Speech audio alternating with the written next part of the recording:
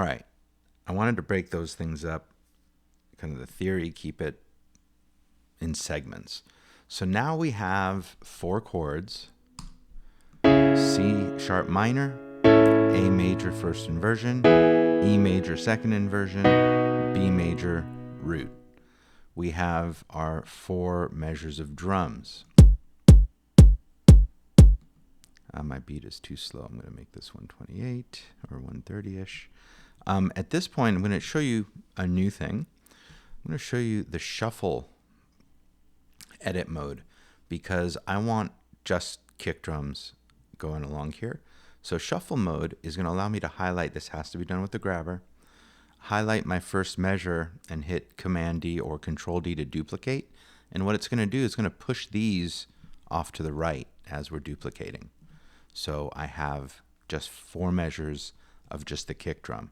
And that's because I want to do something with these chords, or actually another set of chords. I'm just planning ahead. I want to show you how to use the Arpeggiator and what the Arpeggiator is in Pro Tools. Let's just take these notes for a moment, and I'm going to kind of quickly play around here.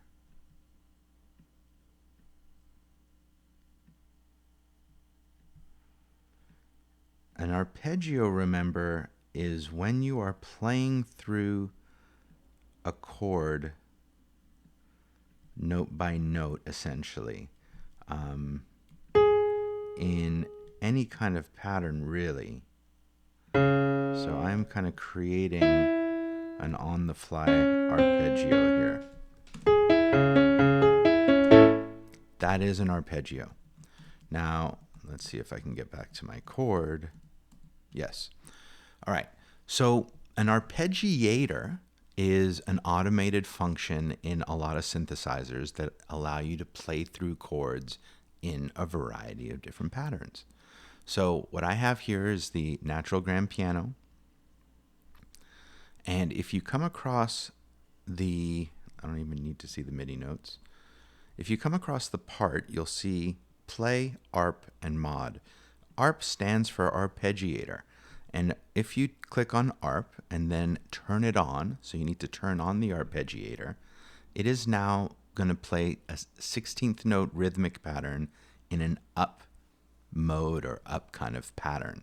So what it's going to do, it's going to play the lowest note, then the next, go on to the next chord.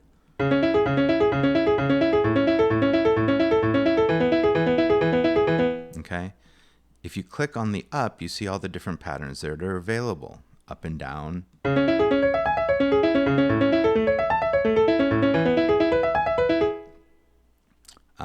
You can randomize. And it's really cool. It can add tension. It adds layers of dynamics and complexity. I'm going to put in, for the sake of this demo, the house piano pattern. Now, this isn't going to be playing through notes as much as it is going to create a pattern of playing the chords that was kind of based off of a classic pattern in 90s house music. So this is kind of just for fun in some ways, but I want you to use the arpeggiator and show me that you understand it and that you can play around with it. And it sounds like this now.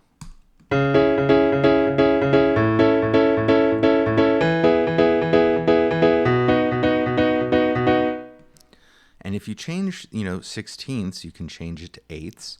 That's just going to slow down the pattern.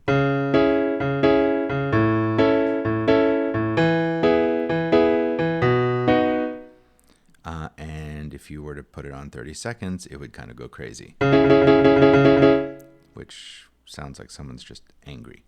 All right, so now we have our 4 chords being played on the piano in an arpeggiation. With an arpeggiation. Let's put our kick drum in and see what that sounds like.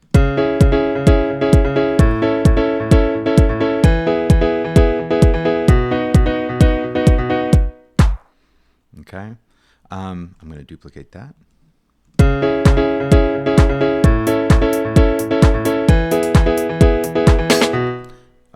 Actually, I don't like where that is. What is this? That's what I wanted. Okay, now remember, we're still going to be arranging these various building blocks into something more cohesive and that makes sense. But for now, again, looking forward, we're going to leave things like this. All right, so we should have drums. We should have 4 chords that are arpeggiated.